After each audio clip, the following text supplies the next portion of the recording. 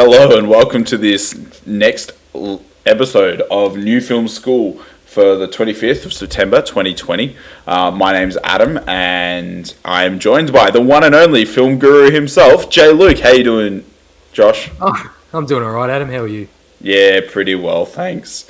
Today we are reviewing the brand new Netflix film, Enola Holmes, directed by none other than Harry Bradbeer, who has only done TV shows that I can see. So he's done a few episodes of Fleabag, a fantastic British comedy.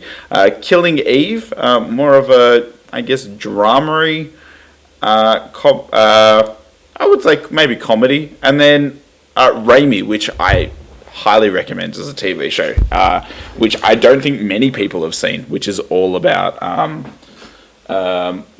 Muslim fellow who I don't know, just that aspect of life. Anyways, Harry Bradbeer is the director, and Enola Holmes has just launched on all Netflix platforms around the world. What were your thoughts, Josh? How did you go?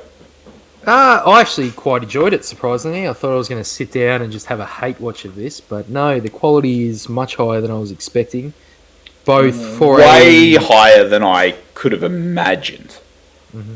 Both for a Netflix movie and a YA movie, especially seeing as the YA genre, the young adult genre, has taken such a hit of shit over the last, probably, I don't know, when did the Hunger Games come out? That was probably the last okay one I can remember, and on a rewatch it honestly wasn't that good. So this is genuinely the best franchise starter, I guess you'd say, out of anything I've seen recently.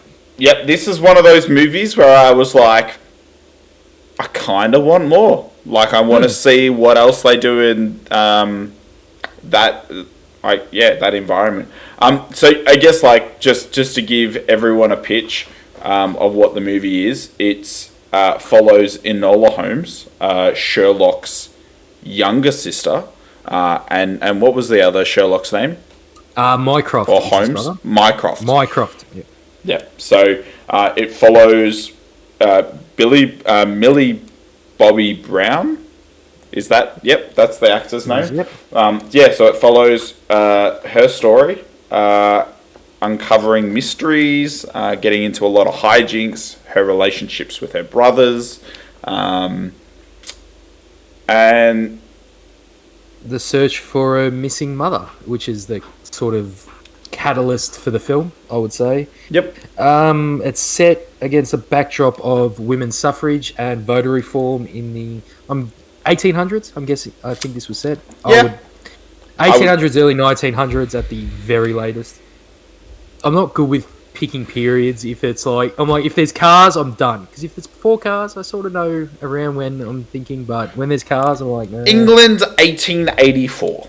Yeah. A world on the brink of change. Mm-hmm. Sorry, you go.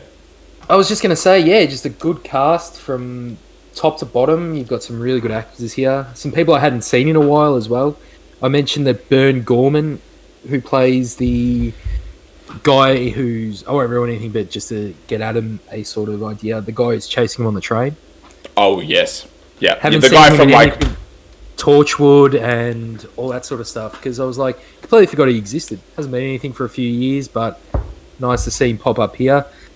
Helena Bonham Carter plays Eudora Holmes, the mother. Yep. And I almost didn't pick it was her at the start because she's very normal here.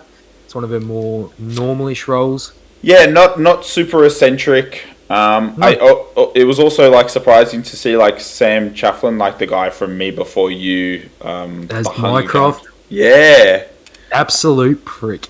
But that's the way Mycroft always is. And I suppose apart from Millie Bobby Brown, the big name here is Henry Cavill, who plays Sherlock, and plays him very, very, very well. Boy, does he play him well! My God, what an absolute fucking hunk! Are you kidding me? Are you kidding me, Josh? Is slowly becoming one of my favourite people. Because I think I've taken the Robert Pattinson train with Henry Cavill where I started out hating him because he's in something I do not like, which was the Man of Steel and obviously the entire DCEU, which I'm pretty sure he didn't love either. Let's be real. Like, and then so much so that he didn't shave his mustache for Justice League. Like, I feel like there's some salt there. All right, but let's look at this realistically. You're in Justice League, right? They're like, oh, come in for some reshoots but you're gonna have to shave your mustache. Then, in Henry Cavill's point of view, you're also like, I'm in Mission Impossible. I'm in Mission Impossible Fallout, which is you can't even compare those two films just because it's so vastly superior in quality. There's no way I would have shaved that off. I'd be like, motherfucker, I'm over here playing a better Superman in this movie than I am playing actual Superman. All I can say is I'm so thrilled that Henry Cavill is like finally seeing the light that he deserves, because he was in like The Man from U.N.C.L.E. and like that's a great film, but no one saw it. Yeah. And then like he did Superman, and you know that he was just what he deserved. He deserved a better script. And then he got to do Witcher? His ultimate dream project, The Witcher. Yep, and he's great. And like everyone fucking loves him in that. And then he came into this, and I was like, I'm in. Like the best. Oh, he has the strongest jawline I've ever seen in my entire life. And I said this in my review. I think it may be impossible to tailor Henry Cavill a suit, because he's gonna burst out of any suit that's ever been made. He's just so top heavy, isn't he? He's the hugest man I've ever seen. Like, I'm not sure if HC stands for Henry Cavill or if it stands for huge cunt, but either way, they're great. And I'll get off this now because we could turn this into a 20-minute Henry Cavill fanboy. But he is so good here. But I really want to highlight Millie Bobby Brown for a second, because absolutely. I feel like I love Stranger Things, and Millie Bobby Brown is getting all this credit as being one of the finest young actors of her generation, and I personally am like, yeah, she's good. She's very good, especially for a child actress. There's not too many people who are really that good at that age. But there was never anything super great that I thought, wow, you may have an Oscar nom coming in a relatively young age. Like, you see her in the second Godzilla movie, she's fine. She's good. Even in the last couple of seasons of Stranger Things, she's good. I will say, just to put an aside, that second Godzilla film is fucking cinematic gold, and anyone who says otherwise, get out. Actually had a conversation about it tonight when someone hated it. Oh, it was such a good film. Are you kidding me? Go into it, just kind of have a fun time. Fantastic. I didn't hate it. I didn't love it. I'm a big Godzilla fan, so I found the first one. We're getting so off topic. The first one's more of a Godzilla movie for me. Yeah, okay. But she comes into this and she effortlessly carries this. She reminded me of maybe a young Keira Knightley, a young Natalie Portman style performance here. And it's just so energetic and so fun, charming, and so fun. Yeah, like you can clearly tell she's into it. You can clearly tell everyone's on board. I know I read Tom Reed's review of this. He gave it a 4-star review on the old Tom Reed rating system. But he said it's kind of like, this movie's kind of like a pantomime. And I can definitely see where he's coming from. It's very old school, very almost like you're watching a play. Everyone's a caricature. Like, she's sketching caricatures in a bit, and you're like, this makes sense, because every character in this movie is a caricature. And it works. It just works on every level. And there are a couple of things in this movie that I didn't love. There's a romance storyline throughout it that I just couldn't get behind, and I felt out of place. It felt forced, and then like the resolve at the end felt weird. Like, it did feel weird. I kind of preferred the resolve at the end to. I just wish it wasn't included. Like, I didn't. Correct. Because that was the way that they resolved it. Mm-hmm. I wish it didn't exist. Well, I wish it didn't exist in general, but I wasn't too disappointed with the way they resolved it, because at least they didn't sexualize the relationship, which is a real easy thing to do in films like this. Yeah. And they didn't do it here. It's never even really implied at all here, which I did like. And this is a family-friendly movie, and it's more in the vein of it almost had the first time you watched the first Harry Potter feel to it, where everyone's just having a great time, and It's about the world as well. And everyone sort of everyone knows who Sherlock Holmes is, right? So they don't need to explain that, like, he understands how crimes work and it's all ludicrous. It was kind of like, okay, we know this character so well, let's just introduce another character who, like, fits into that ethos. Just Henry walks in and he's immediately Sherlock too, which was great for me. And to compound the sort of Harry Potter feel as well, I felt like every older woman in this movie sounded like Professor McGonagall. Every single one had the same tone she does. Even like Aunt Petunia's in the movie, right? And she's the evil headmistress. And like as soon as she's like the evil headmistress, the whole time I'm like, oh yeah, we're just back in Harry Potter, right? Like you just hate her. It was so good. You hate the characters you're supposed to hate. You, for the most part, like the characters you're supposed to like, and that's sort of especially with movies like this, that's my key to having a good movie. Because if you go into a movie like this and you don't like the characters you're supposed to like, that's a bad thing, and you've done a bad job. In terms of the mystery, it's a really good youngish adult mystery, because being the seasoned sort of person I am, I worked out pretty much everything about 20 to 30 minutes into the movie. I liked that the themes were both relevant to today, but they frame it in issues of the time. But I think as well, as I was saying about women's suffrage before, they may have not included that specific term to make it less about the right to vote and to make it more sort of accessible throughout time, and to make it a little bit more timeless. You can make it more about women's sort of issues in any time, as opposed to specifically set in the time we're in this film. Well, that's what I found anyway. Yeah, so I think like my only like big, or like it's not even a big issue with the film was, I don't understand why the mother left in such a way. Like, there was never really any confounding reason or like threat to her that like was highlighted in the film. Like, that was all like sort of off screen, as you would. It was a great premise. I just wish that like we knew what, like, it didn't seem like it was a great like foundation for like why she had to like she was trying to find her mother, but like I never felt like the mother was ever really like someone who was in danger. I'll explain to you why.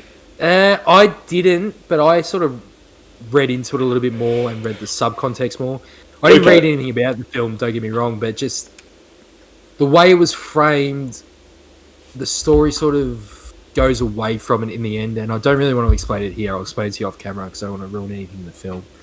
But it's more implied throughout the film rather than overtly stated. Yeah. Okay. Yeah. Like yeah. It was definitely stated. It was just like I would have liked to maybe I wouldn't have liked it because then it would have been probably too on the nose. But I didn't see that linked into the whole story. Definitely. Like as like I guess like to round out and sort of conclude on this like small review of the movie. Yeah, this is on Netflix. This is a free movie that you can enjoy. Most of us are in quarantine at the moment. If you're after just a fun time and you want to see some great actors doing some great roles, like don't expect like this to be a 5 out of 5 movie by any means. But if you want to just be like sunk into a different world with a great set of characters and a great set of story, like I would say that this is a no-brainer for me. Yeah. And I didn't think it was going to be before I watched it, and the fact that it was made me very happy. Yeah. There is one criticism that I have to level, and I wouldn't be me if I didn't level it, but this movie should be 90 minutes long. It's 2 hours long. Yep.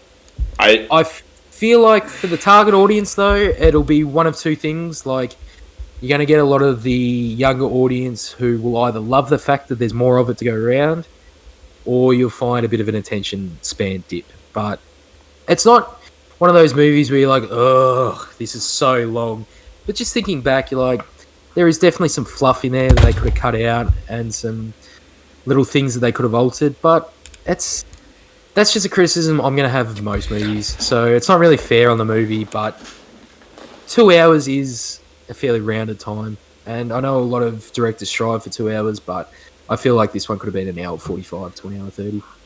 Yeah, and I think that, like, lengthwise, I would have loved for this to be a 1.5 hour film. I will say that, like, if they decided to do a standalone, like, Sherlock with Henry Cavill, or even more just on Enola Holmes, because, like, I feel like she's a character that I've never heard about and hasn't been explored, I would love to watch more. I believe this is a series of young adult books, like a recent-ish series. Oh, okay. So I believe I can't see there not being more.